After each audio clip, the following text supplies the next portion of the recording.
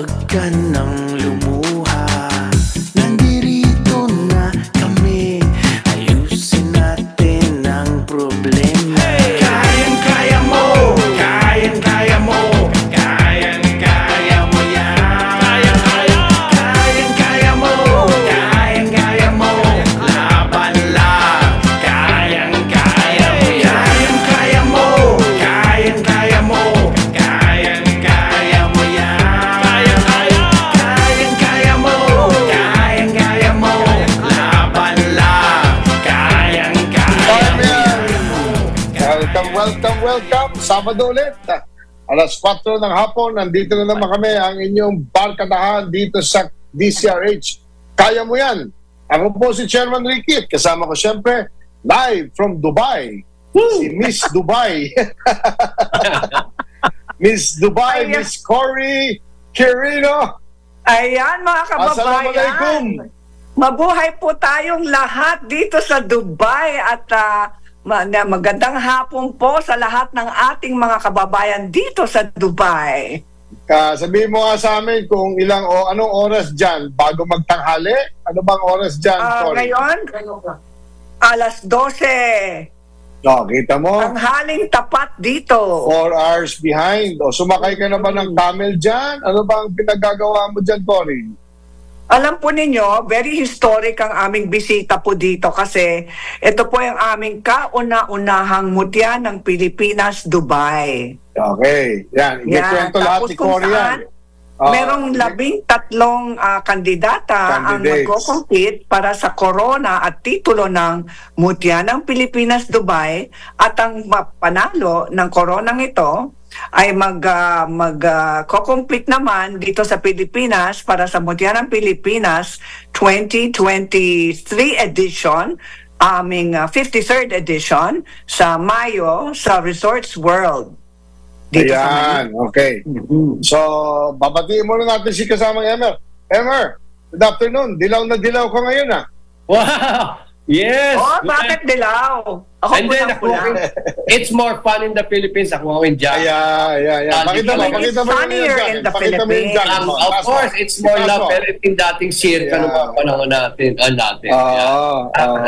It's more Oh, fun. Yes!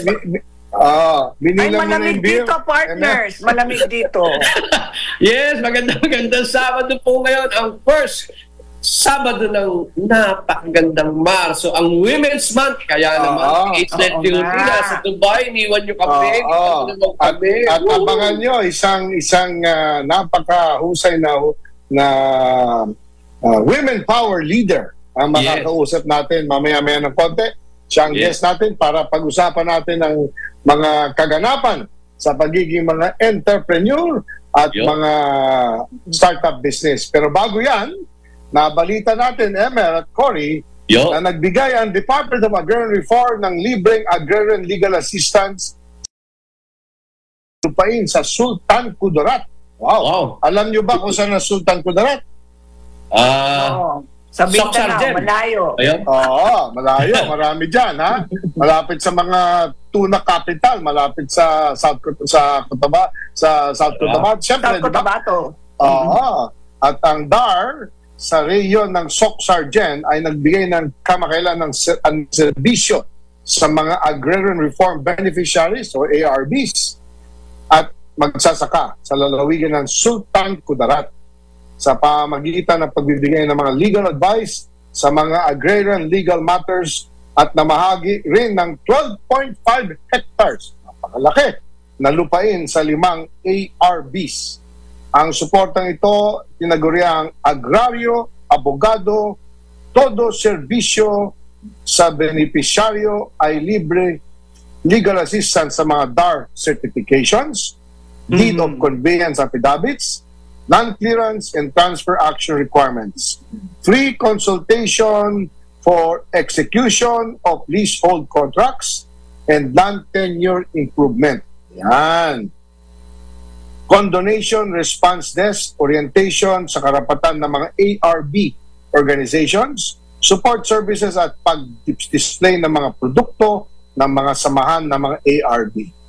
Kasabay nito ay namahagi rin ng lupain mula sa bayan ng Bagong Bayan na pinatupad sa ilalim ng support to parcelization of lands individual titling split project ng DAR, kung saan ang mga lupain na ipamahagi sa mga ARB sa pamagitan ng Collective Certificates of Non-Ownership Award or CLOA. CCLOAs ay pinaparsela at i-issuean ng mga ARB ng individual na titulo. Ang nasabing activity ay bilang partisipasyon ng DAR, at yan, nakikita nyo sa Secretary Conrad Estrella III, sa bagong Pilipinas Servicio Fair sa Sultan Kudarat, na katulong sa pagsusulong ng agrarian reform sa bansa at pakikipagtulungan ng provincial government ng nasabing lalawigan.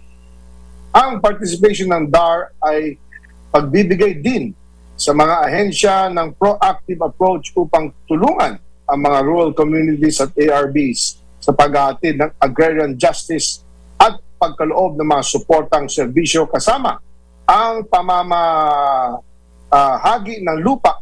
Ang DAR ay patuloy may importanteng ginagampanan sa pagpapaunlad ng sektor ng agriculture. Yan. Ang kaganapan ay dinuhan ni DAR Undersecretary for Mindanao Affairs Rural Development, Amihilda Sangkopan. Naka-interview na natin yan. Si House Speaker Ferdinand Martin Romualdez, Special Assistant to the President Antonio Anton Lagdameo Jr., Governor Datu Pax Ali Mangunda Datu, at Congresswoman Princess Rihan Sakaluran. Idinaos ito noong February 25 to 26. Dinaluhan ito, Emer, at Cory, ng 50,000. Wow! 50,000 na katao na inorganisahan ng provincial government ng Sultan Kudarat sa pakikipagtulungan ng 53 national government agencies kung saan nagbigay na ito ng iba't ibang serbisyo sa 300 sa iba't ibang komunidad. Wow! Ay, palakpakan po natin. At alam mo, nagugustuhan natin yung ginagawa ni DAR at Secretary Conrad dyan sa Mindanao. Kasi marami talagang lugar dyan na napapabayaan. Yes. At maganda itong nagtutulungan at pinapaunlad natin ang Mindanao sa totoo na. No? Kabahagi pala niyan, bago tayo mag-break, no? Merong anunsyo ang isang law firm na nagbibigay payo sa mga overseas Filipino workers overseas. Biktima ng labor trafficking at construction ng naganap na World Cup sa Qatar. Yan. So sinasabi dito, noong October 12, tandaan nyo, 2023, isang kaso ang sinampa laban sa isang US construction company na Jacob Solutions na nakabatay sa Dallas, Texas, at ang kanilang subsidiary para sa paglabad sa isang batas sa US Trafficking Victims Protection Act na nagbabawal sa trafficking o pwersadong trabaho kahit na ang aligadong gawain mangyari sa labas ng US. Daan-daan ang workers, no, na iniulat na namatay. Nako. At nasugatan ng humantong ang pagbubukas ng World Cup 2022. Dalawang US firm ang nag-represent sa Filipino migrant workers, kabilang ang Sparcino PLLC. Ayon sa report na tanggap natin, may daan-daang mga libo-libong mga overseas Filipino workers ang inirecruit upang magtrabaho sa Qatar para sa construction ng stadium at iba pang infrastructure noong 2022 FIFA World Cup. At marami sa kanila ang alegadong pinagsamantalahan at hindi makatarungan ang trato sa kanilang mga employer ng mga employers, direkta at hindi direkta sa Qatar. Sila ay sinailalim sa pagtatrabaho sa mga panganib. May danger pala ito at hindi ligtas na kondisyon at pinilit na manirahan sa masikip at maruming mga barracks. Kawawa naman ang ating mga OFW. Bukod dito, sila rin ay inutusan na magtrabaho ng hanggang 72 hours. Sunod-sunod sa ilalim ng init ng araw at walang pagkain at tubig. Wow! Sabi dinagdag din sa ulat na natanggap natin na bilang dayuhang manggagawa ang kanilang mga passport ay kinumpiska. Naku, bawal yun ha. Bawal yun. No? At sinasabi nga dito na kinumpiska na ang mga passport nito. no? Noong October 2023, no? October 2023, no? Oh. Kinumpiska na pumipigil sa kanila makapaghanap ng bagong trabaho at humahadlang sa kanilang pagbabalik sa Pilipinas. Bawal yun. Sinabi rin na ilang manggagawa na hindi sila nabayaran ng kanilang buong sahod. Kulang pambayad. Iniulat